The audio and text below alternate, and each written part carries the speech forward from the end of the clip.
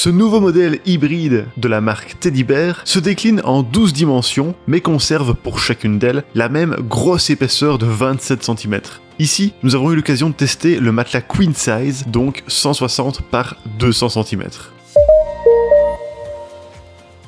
Comme son nom l'indique, il s'agit d'un matelas hybride, c'est-à-dire que sa conception combine 750 ressorts en sachet de 12 cm avec des mousses haut de gamme. Dès la première prise en main, on doit dire qu'on a apprécié sa bonne qualité générale. La mousse d'accueil de 3 cm se compose de graphène pour un accueil frais et moelleux. La mousse apesanteur comprend 3 zones de confort et s'adapte à toutes les morphologies. Enfin, le solde en mousse infatigable polyuréthane offre un soutien ferme et garantit une bonne durée de vie. En ce qui concerne l'entretien, sa housse est entièrement amovible et peut être lavée en machine à 30 degrés, ce qui permet une meilleure durabilité et une meilleure hygiène du matelas. Mais ce n'est pas tout, la housse est hypoallergénique, ce qui minimise le risque d'allergie. Et lors du déballage, nous n'avons constaté aucune odeur chimique ou désagréable. Avec un poids de 36 kg pour le modèle Queen Size, il est toutefois assez lourd à déplacer. Alors heureusement, il a 4 poignées.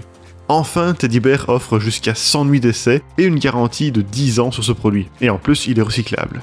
Parlons maintenant du soutien et du confort qu'offre ce matelas. Tout d'abord, les ressorts et la mousse apesanteur offrent un soutien ferme et un excellent maintien du dos. Nos tests du coude ont d'ailleurs montré qu'il reprenait instantanément sa forme initiale, ce qui indique qu'il n'est pas trop mou.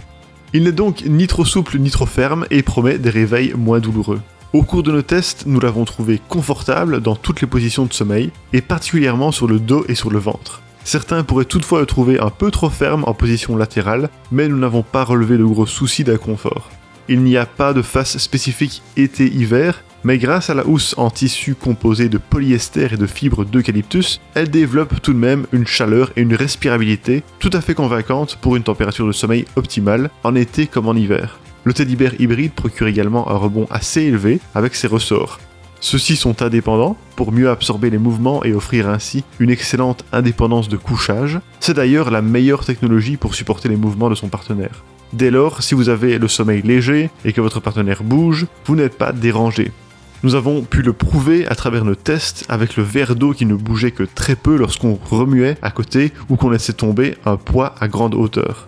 En conclusion, sur base de nos tests, on peut dire que les points positifs du Teddy Bear hybride sont sa conception hybride, sa housse amovible et lavable en machine, son très bon soutien pour le dos, son confort général et son excellente indépendance de couchage. Quant aux points négatifs, on regrette juste le positionnement de ses poignets qui n'est pas très pratique.